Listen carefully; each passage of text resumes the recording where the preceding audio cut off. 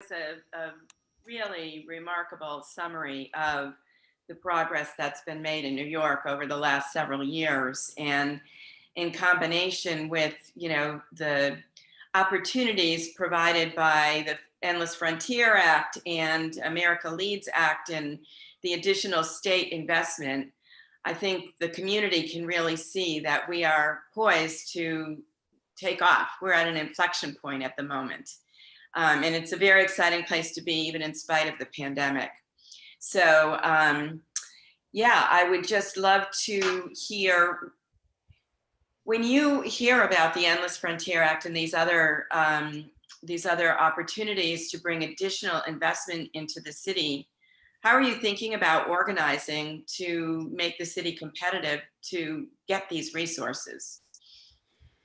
Well, I think it's exciting, right? From particularly how you framed it, Nancy, it's potential to double the investment, right? That the state and city have offered. I think as far as organizing, we have a lot of those great roots to be able to do this, right? It's going to take many partnerships and areas of focus. I think the compelling piece from what Senator Schumer's office mentioned is that while there is and will be a focus on the biotech industry, which this group's certainly interested in, it will also cross over into other areas of technology.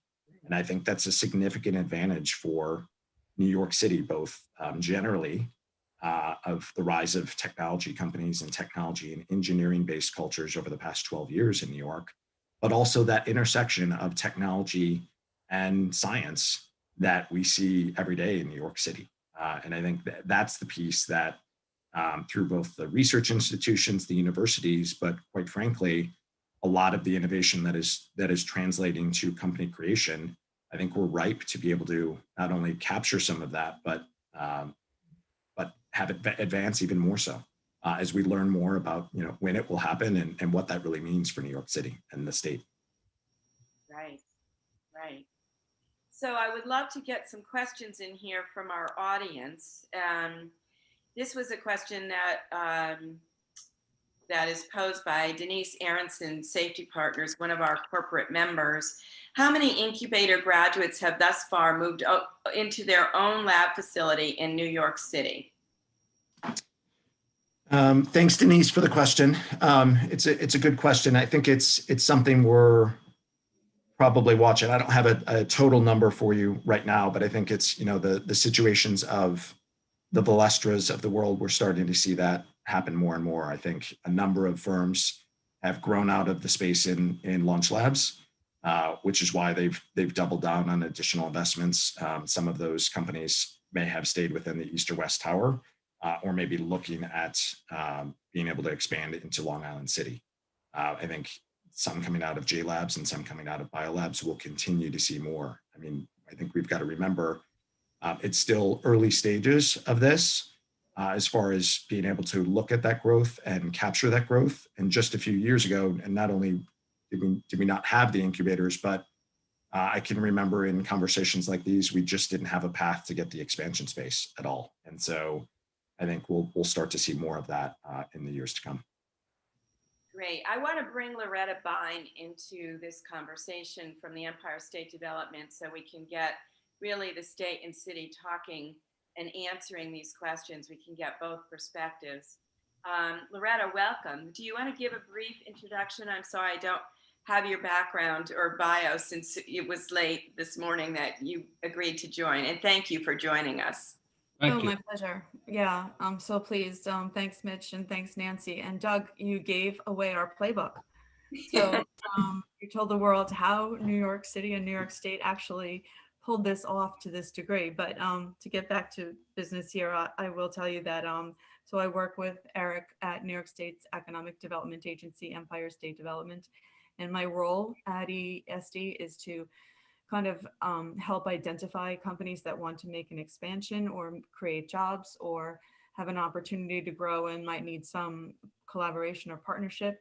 So there's lots of things that Eric went over what the state does and what we can provide as resources, not just funding. But yeah, so I'd be happy to talk to any of the people attending about that in the future.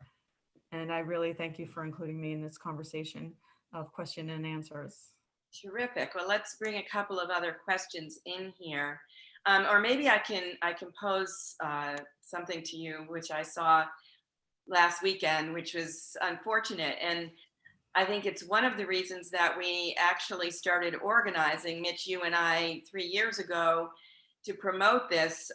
We just saw a company that was actually headquartered at J Labs, Autonomous Therapeutics, and went public there, moved their operations to Rockville, Maryland. And this is exactly, what the city and state has been trying to prevent, to keep New York companies in New York. You want to just comment on that, and how we can encourage the startups that are coming out of the incubators right now to stay and expand here? So you're right, that is a risk that we're taking, that you put in all this incubator space and you create opportunity, investment, and collaboration. And then some company might have to follow the money, or for some other reason, people make location decisions on a variety of subjects. It's not always money, but yeah, I mean, in the 90s, New York State opened incubators for technology throughout the state in life sciences, in wireless technology, all sorts of things. And what we found is that there was no outcome commitment to keep them here. So all the people that Doug and Eric mentioned in this path, in this discussion, we find that we're all in the same mission to kind of identify how to grow the industry here, and then to keep them here is the trick, and to have that rich infrastructure and the turnaround so that companies have places to locate when they advance to the next stage. So there's no, we can't hold them here, but we can create the environment that is attractive for them. And that's been a lifelong problem. There's, like I said, location decisions could be as simple as, well, this is where my grandchildren are being raised, and I want to be there. And then, there's the other part that we're putting together for the industry and related industries. I mean, Doug was mentioning technology and how closely they're aligned now with, life sciences and biotech. And, having that rich culture in New York City and in New York State, so that we have every kind of job here, from, finance to entertainment to everything that you can think of.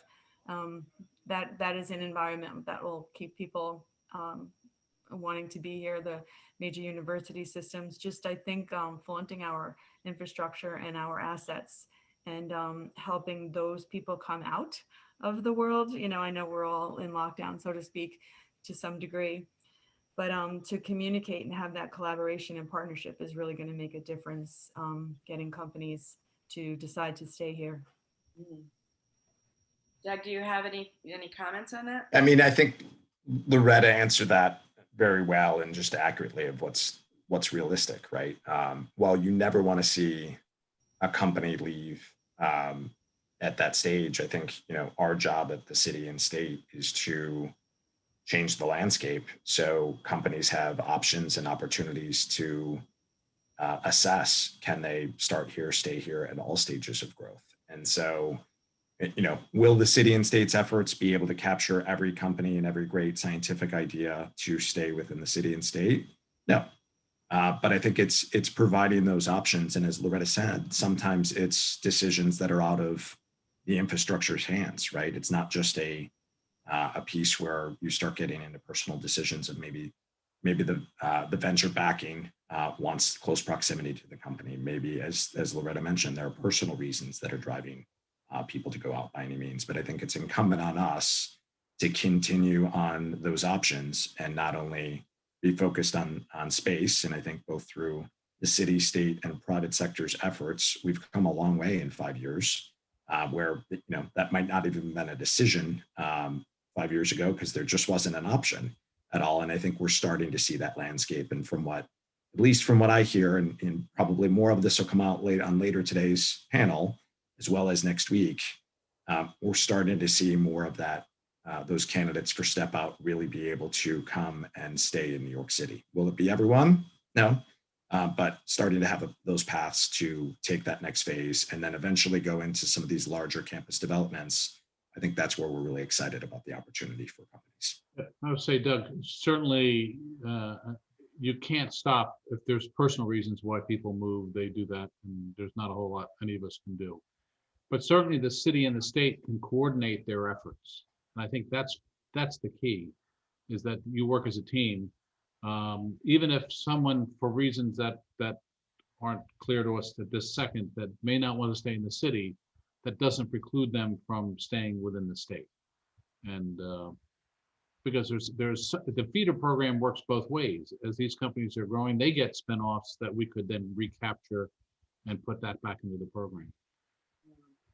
Which that's a really good point, because the governor did put together the Startup New York program, which leads companies throughout the state in different technology industries. So you could locate in a Startup New York zone, and you could be on a campus with collaborative minds and be in a specific campus, like maybe life sciences or some other technology. And then you can build on your company's assets by using the resources of the university. You also get internships, and you can hire while you're there from the campus. So to create that thread and that bond, a reason for people to want to stay here, because we're hiring all these great people, or there's other resources like the university or the hospital systems. So that's not just in New York City, but throughout the New York State, and it's another way to advance the technology industries. Great. Well, we have an individual with their hand up, so I'm going to call on Brian Darmody to talk. He is the CEO of the American Association of University Research Parks. Brian?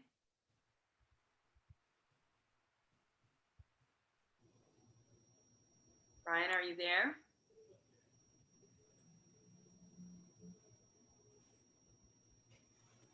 Okay, well, let's see. We do have a couple of questions in the chat box. One is from John Pennant at Eisner Amper. Is the city and state providing support for entrepreneurial developments? How do entrepreneurs access? And John's firm represents a number of these firms. I'm happy to jump in there. So John, good to hear from you, and thanks for the question. I think from a city's perspective, we have historically, a couple of the programs that were wildly successful I mentioned were SBIR Impact and eLab NYC, which I know you're familiar with at least one of those from firsthand experience. Those were some of the initial proving grounds to be able to say, to go to City Hall and ask for additional commitment on the large infrastructure pieces.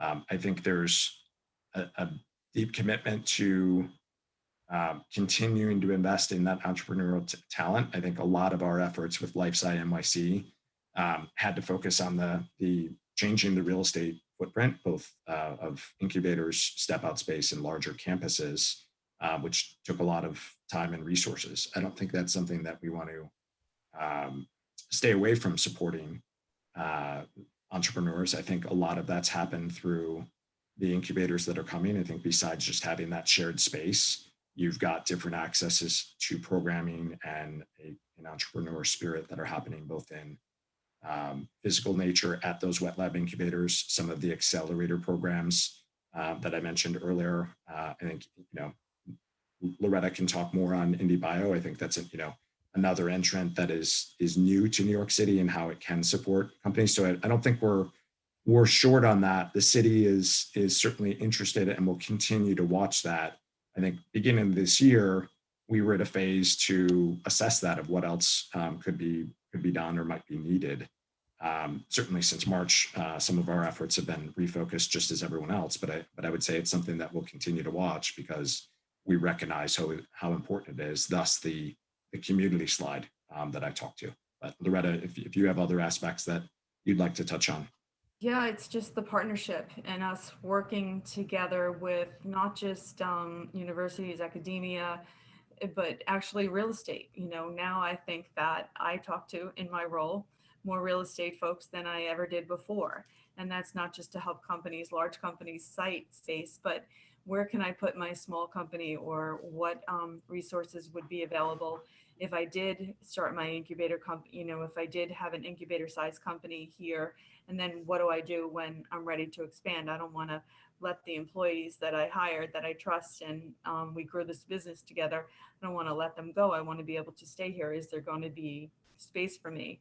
And Matt's going to tell us all about how that worked out for his company in a little while. But basically, I think the communication that we're doing, the partnership, working together, like Mitch mentioned, it's not going to, it doesn't happen in a vacuum. We all have this like-minded initiative where we want to really see this work. We've been waiting so long for growth and development, and now to say that science may happen faster. I'm not a scientist. I'm just saying that from the technology and the genome and all the other things that have changed in the world over the last 10 years.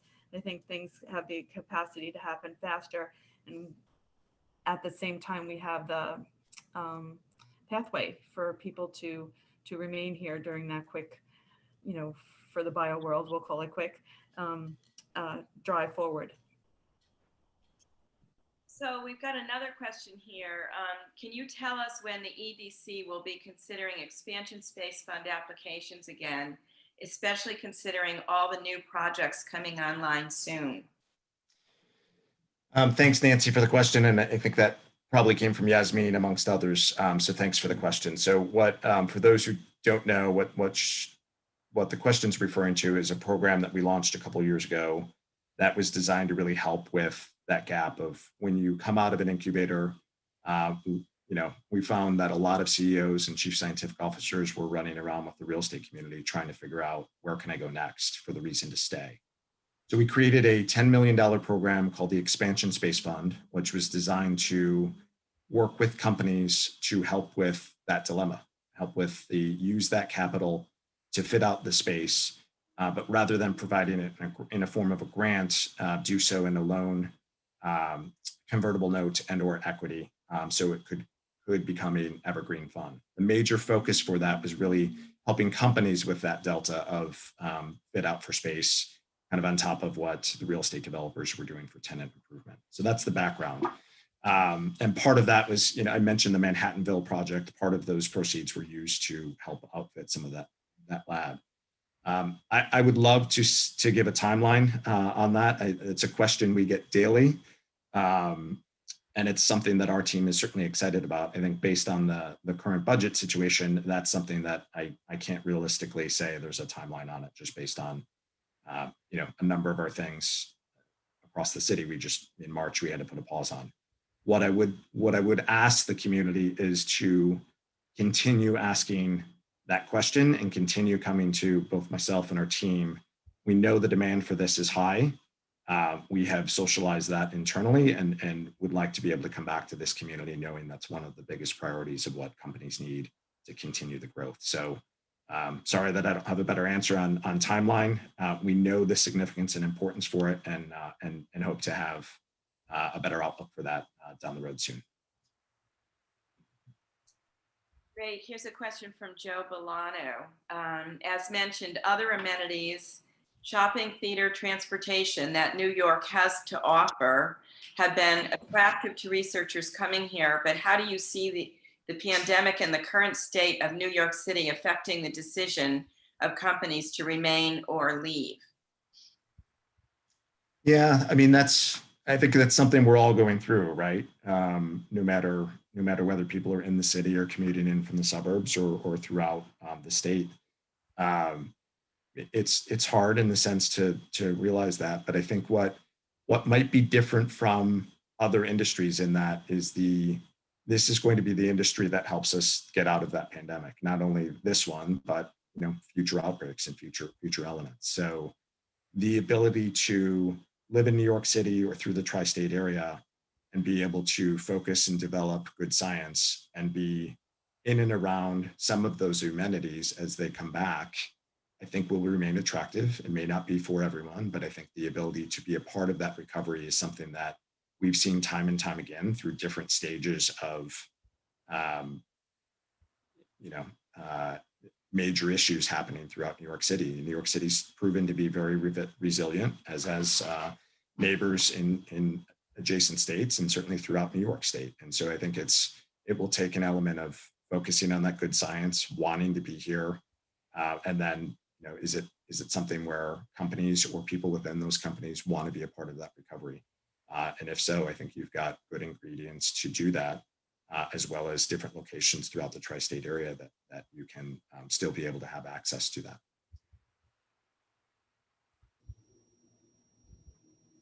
Mitch, did you have some thoughts of that? I see. No, I was sitting here thinking, and the issue is, and it's a fair question. Unfortunately, there's no place to go because all the other cities are faced with the exact same dilemma. So I think whatever attracts a business, a life science business in particular, to start in New York City, those same reasons and rationale to me would be the same reasons for them to stay. Whether the amenities are different here because of the pandemic, unfortunately, it is universal across the country. And I can tell you that there are great efforts being made to try to change that, but unfortunately, it is what it is.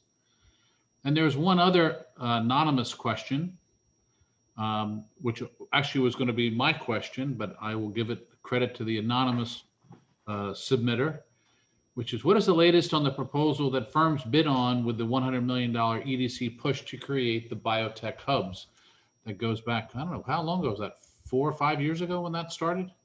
Not quite that long, but so that long. I understand, Mitch. So, I mentioned that Deerfield was the first of the announcement coming from that back in September of last year. To be fair, that program was, that challenge was released January of 2018, so it has been some time. I think we had been prepared through both that as well as the Applied R&D Facilities Program, which was a $50 million allocation, to be moving forward with a number of different programs, and had been very excited about those projects. As the pandemic hit, a number of those conversations had paused based on, that was our remit. A lot of both my team and team at EDC, much like the state, had to refocus efforts on the COVID recovery and planning for recovery. So fair question. They're still in active discussions, and I suspect we will hear about things over the coming year. Follow up on that, on the $50 million infrastructure initiative. There's been a lot of talk and also launching new initiatives, especially out on the West Coast, around engineering biology and creating kind of the new manufacturing facilities that are needed to allow the biomanufacturing industry to supply a range of businesses with the quantities of chemicals that are sustainable and at a low price necessary to help grow these industries. We have a number of companies that are growing in New York City right now, like C16 Biosciences and Helena, that are using the approaches of synthetic biology, and they need new kinds of facilities, which the city doesn't have right now. Any thoughts on, creating centers for engineering biology in New York? So it's a fair question, Nancy. I think we're constantly looking to see both, pre-pandemic and after, where are the gaps within New York City, and trying to let the data drive that. So to say, are there immediate plans for that?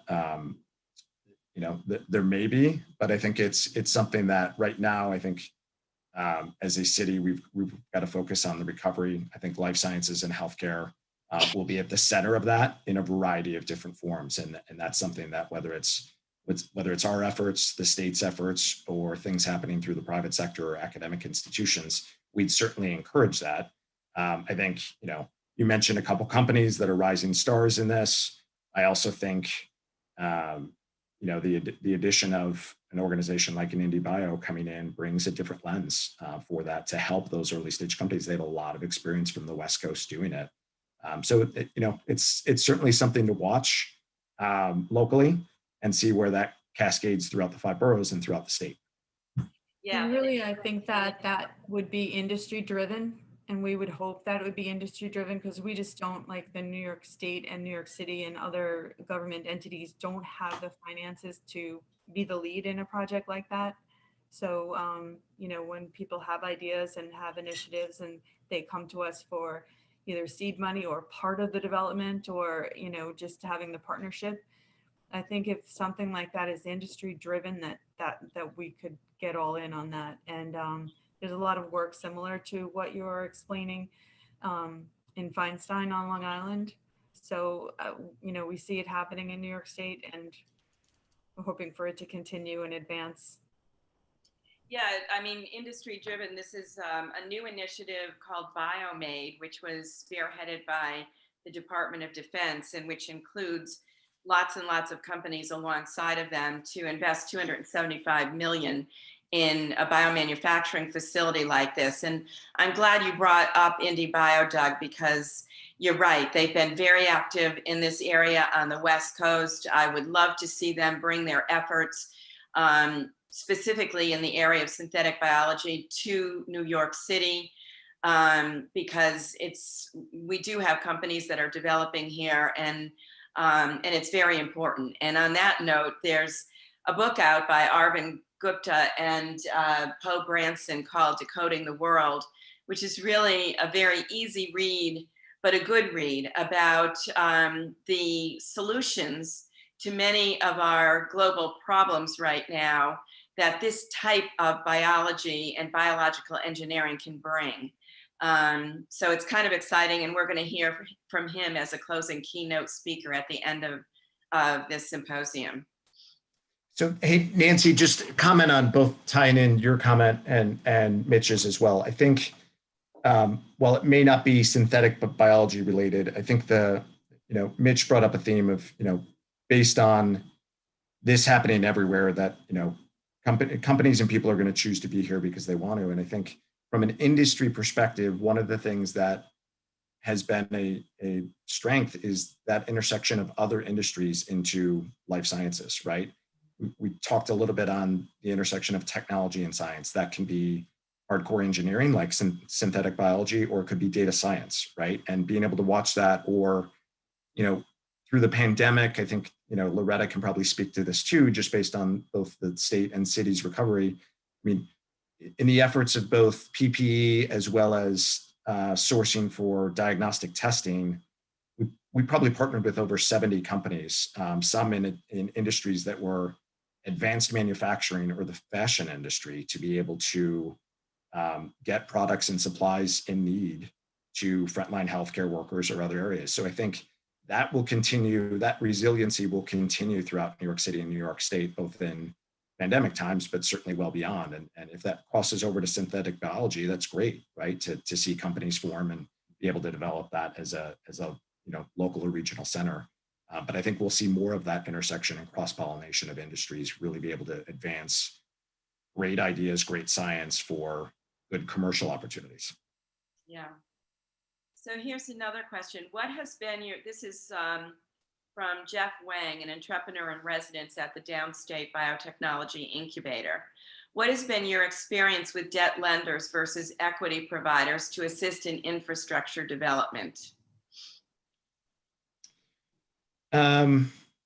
So I think ours is probably in seeing some of the projects that we've talked about, firsthand, whether several of the larger expansion campuses that were mentioned.